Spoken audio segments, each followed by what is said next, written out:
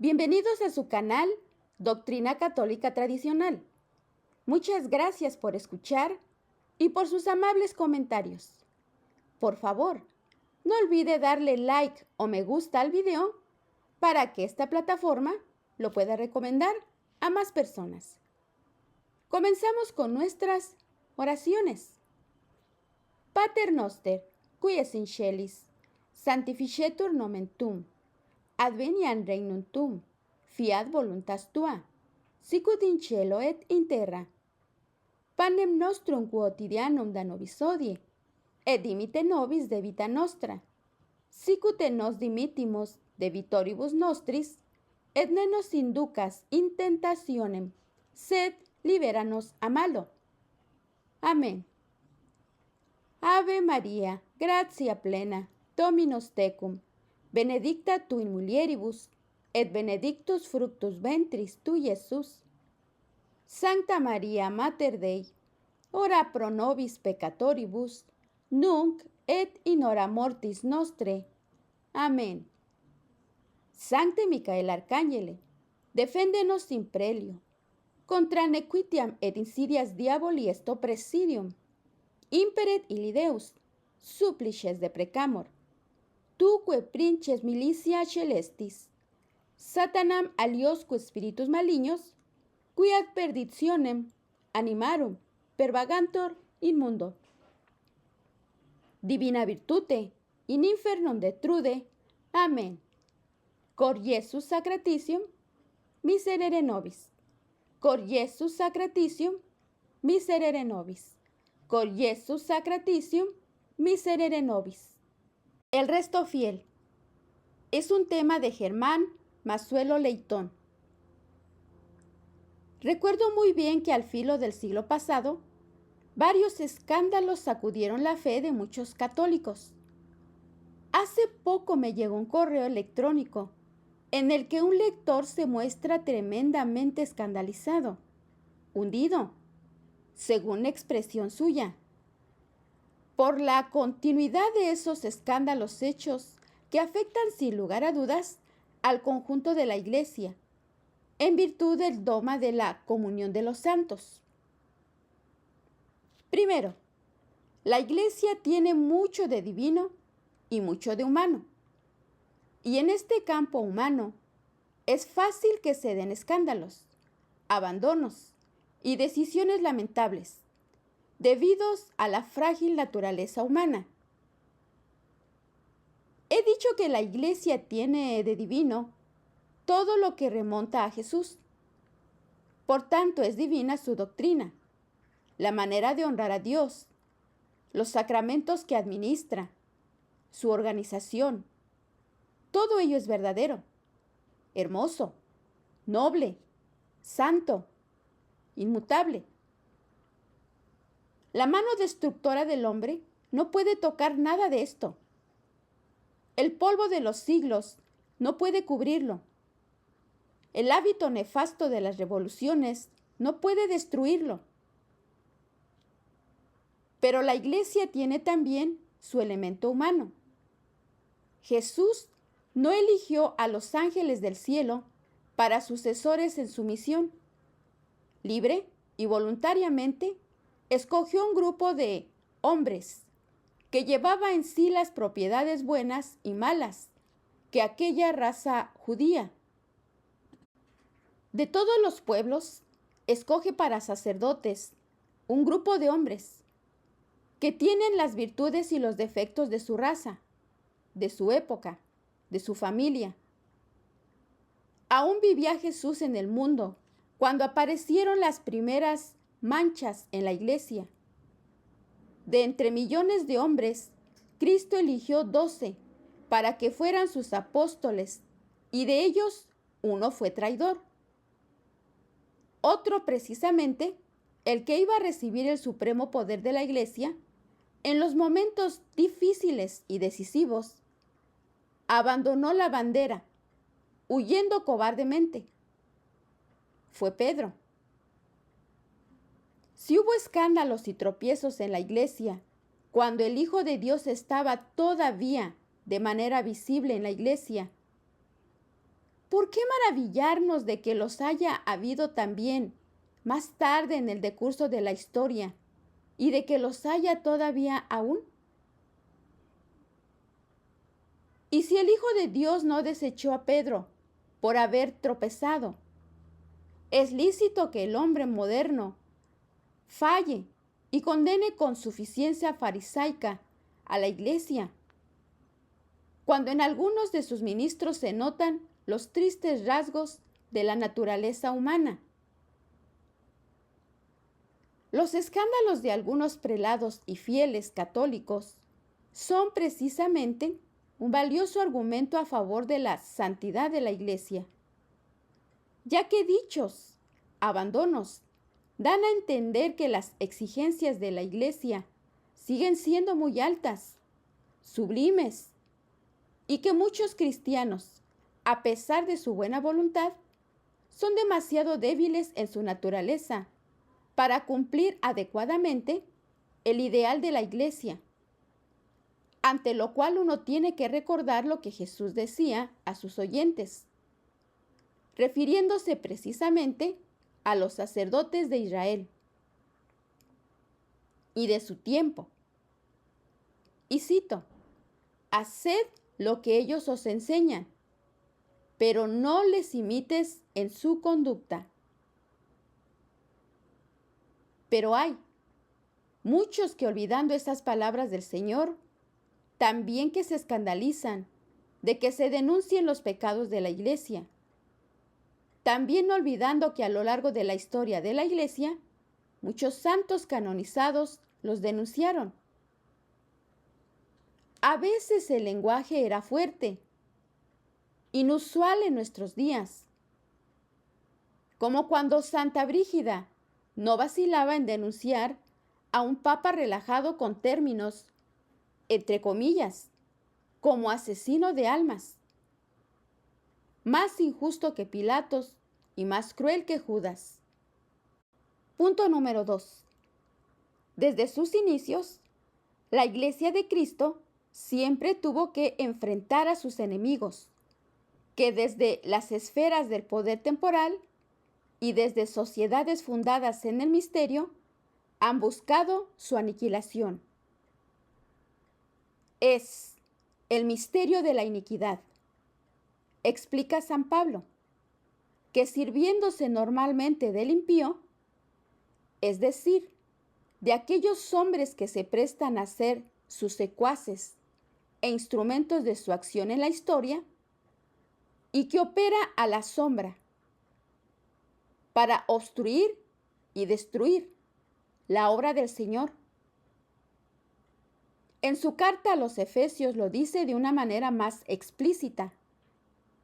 Y cito: nuestra lucha no es contra la carne y la sangre, es decir, contra dificultades o enemigos de orden humano o natural, sino contra los principados, contra las potestades, contra los dominadores de este mundo tenebroso, contra los espíritus del mal que están en las alturas. Pero ha sido en los últimos siglos, y particularmente en estos días, cuando la Iglesia Católica está recibiendo los mayores ataques y persecuciones. Ya decía el Papa Pío XII, en estos últimos siglos, el enemigo trató de realizar la disgregación intelectual, moral y social de la unidad del organismo misterioso de Cristo. Quiso la naturaleza sin la gracia, la razón sin la fe, la libertad sin la autoridad. A veces, la autoridad sin la libertad. Es un enemigo que se volvió cada vez más concreto, con una ausencia de escrúpulos que todavía sorprende. Cristo sí, Iglesia no. Después, Dios sí, Cristo no. Finalmente el grito impío: Dios ha muerto y hasta Dios jamás existió. Y el Concilio Vaticano I, con esta impiedad, difundiéndose en toda dirección, ha sucedido infelizmente que muchos, incluso entre los hijos de la Iglesia Católica, se han extraviado del camino de la piedad auténtica. Y como la verdad se ha diluido y se ha ido diluyendo gradualmente en ellos, su sentido católico ha sido debilitado, llevados a la deriva por diversas y extrañas doctrinas, y confundiendo falsamente naturaleza y gracia, conocimiento humano y fe divina. Se encuentra que distorsionan el sentido genuino de los dogmas que la Santa Madre Iglesia Católica sostiene y enseña, y ponen en peligro la integridad y la autenticidad de la fe. Una revolución religiosa que comenzó con el libre examen de Lutero, erigiéndose el criterio personal en norma suprema de la verdad cristiana. En vez de aceptar el hombre las verdades de la fe como fueron reveladas por Dios e interpretadas y enseñadas por el magisterio de la Iglesia, su auténtica depositaria, convirtió su propia inteligencia en cátedra, aún contra la autoridad de la Iglesia docente. Es el caballo de Troya rojo, la infiltración diabólica verificada en la Iglesia de Cristo, la infiltración de los errores de Rusia, la que mayores daños están haciendo, la invasión del pensamiento mundano, la invasión de las ideologías y de los movimientos subversivos para servirse de la Iglesia y desde dentro minarla y pulverizarla. Infiltración denunciada por la doctora Bella Dodd, que había sido comunista, convertida después a la fe católica por el arzobispo Fulton Sheen. Ella testimonió públicamente que había enviado personalmente un número superior a 1,000 jóvenes a los seminarios católicos para que pudiesen destruir la Iglesia desde su interior. Muchos de ellos homosexuales. Y cuando ella estaba deponiendo públicamente, dijo lo siguiente: algunos de ellos ya son obispos. Y estaba hablando al final de la década de 1940 e inicios de 1950. En los tiempos del anticristo, el señorío del demonio será tremendo y se desatará en todas las direcciones en operaciones esotéricas y nefandas de magia y espiritismo, en el poder abrumador de la ciencia moderna, que ya se ha vuelto capaz de arrojar fuego del cielo con la bomba atómica y hacer hablar a una imagen mediante la televisión combinada con la radio. En la tiranía implacable de la maquinaria política, en la crueldad de los hombres rebeldes y vueltos fieras en la tierra, en la seducción sutil de los falsos doctores que usarán el mismo cristianismo contra la cruz de Cristo, una parte del cristianismo contra otra, y a Jesús contra su iglesia. La opción por Cristo o por el anticristo se hará universal e ineludible. La sola profesión de fe cristiana pondrá a los fieles en situación de martirio.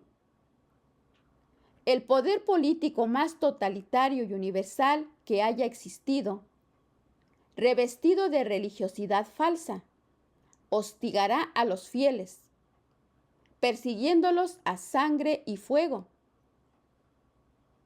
La mayoría caducará, de modo que la apostasía cubrirá al mundo como un diluvio.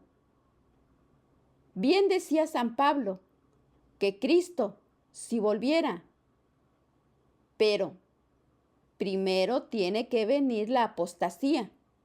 Segunda Tesalonicenses capítulo 2, versículo 3. Los que resistan serán pocos numerosos, los contados, de que habla el texto sagrado. Un pequeño resto, perdido en el océano de las multitudes apóstatas.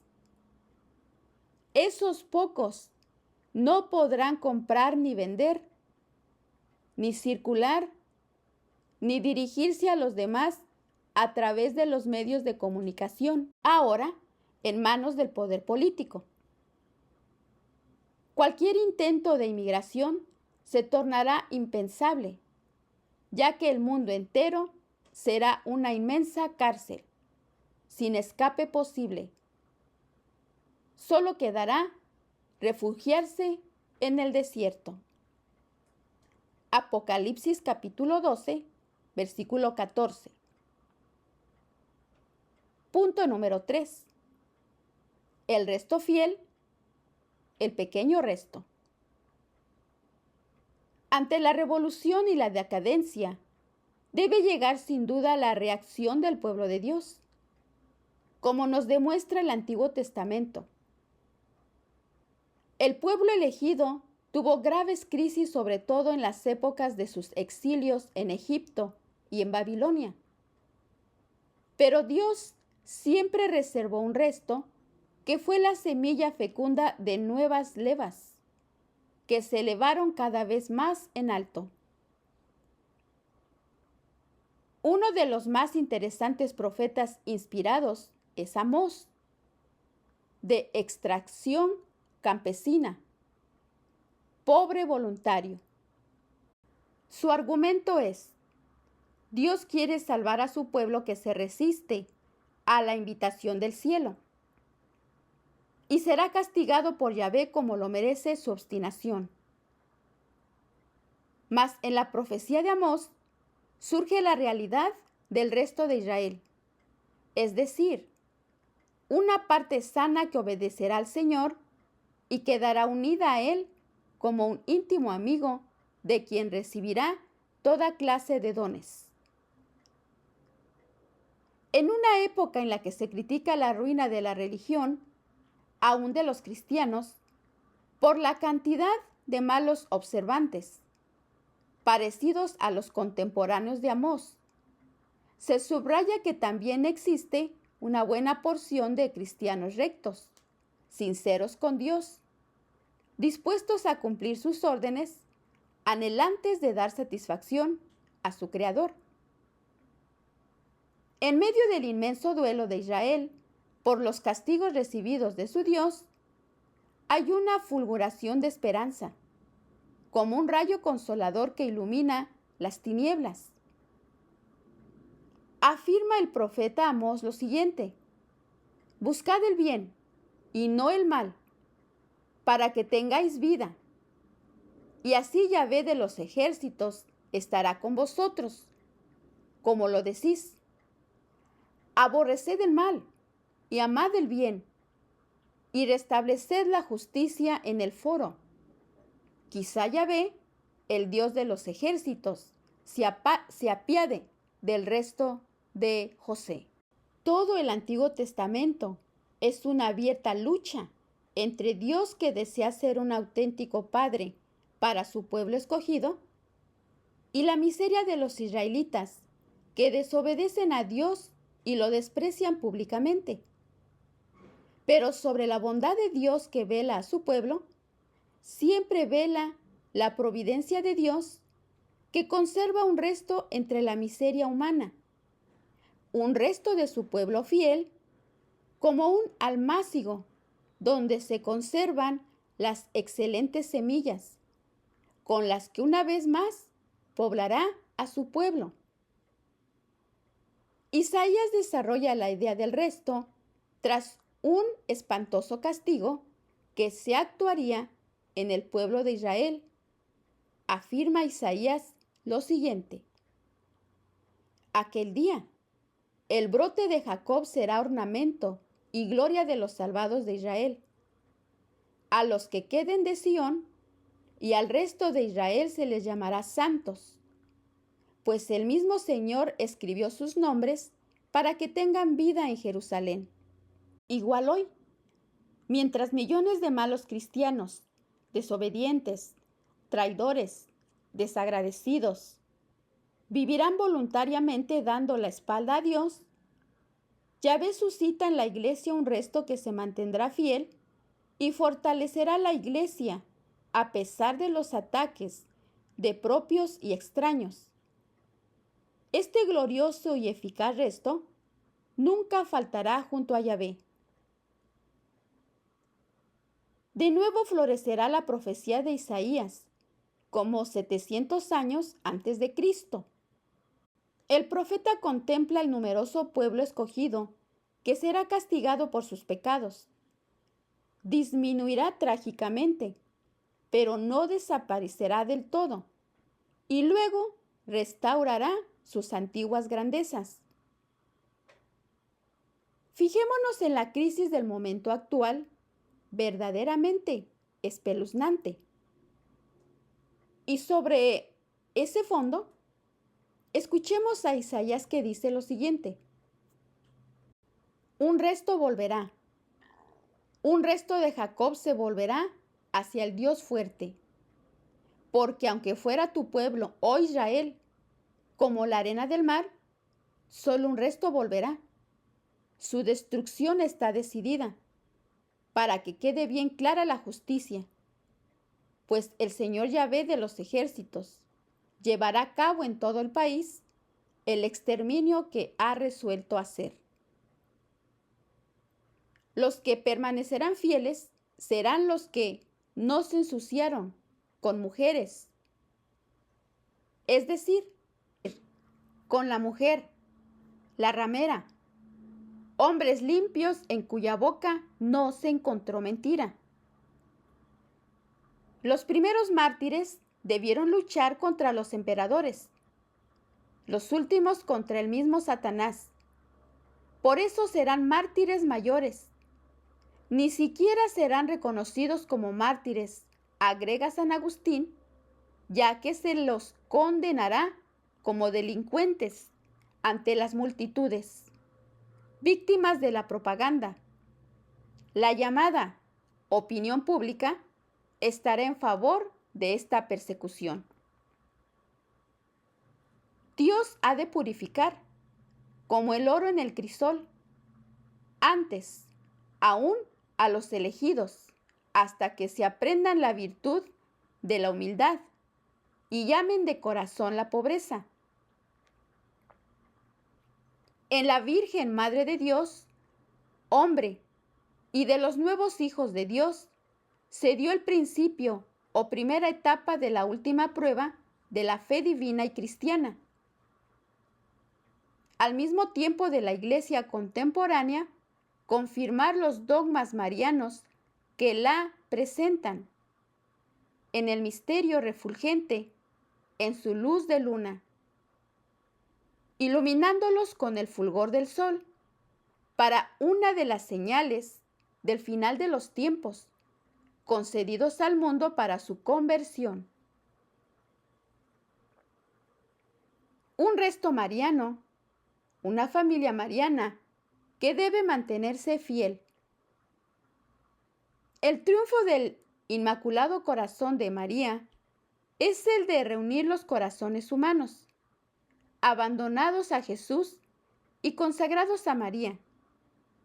Los corazones que entren a formar parte de la familia mariana, un remanente mariano, una armada mariana dispuesta a todo, para que pueda venir el reino del Sagrado Corazón de Jesús, el reino de la Eucaristía, la era de paz profetizada en Fátima, la verdadera nueva primavera de la Iglesia.